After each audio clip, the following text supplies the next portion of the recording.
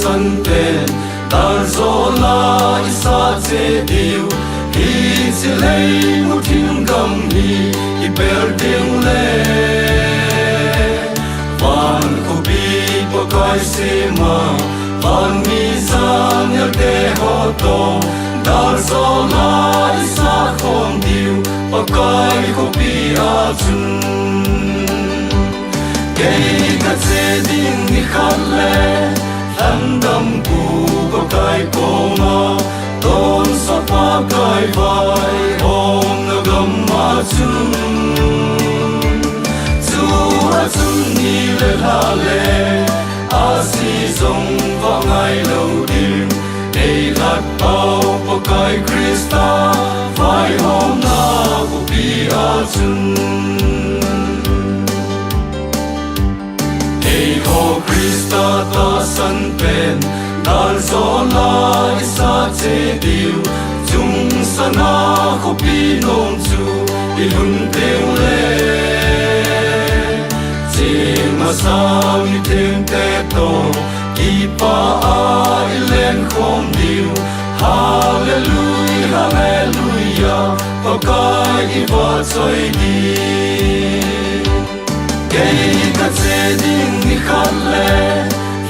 đam cu có cái coma tôn sa pa cái vai ôm nó gầm ma chun chu a chun ni le la le a si zong va ngai lo dim ei lat pau po cái Krista vai hôm na ku pi a chun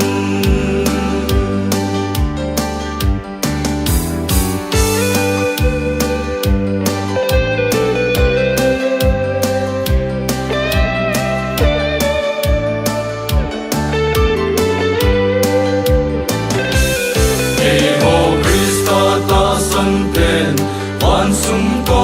na gin ten le hi che lei ko pi mun hi i da na di chu a chun ni le la le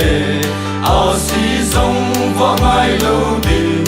ei lat pau pa kai Krista ko pi se no ma chun kei ka che ding ni khan le đam cu có cái coma tôn sa pa cái vai ôm nó gầm ma chun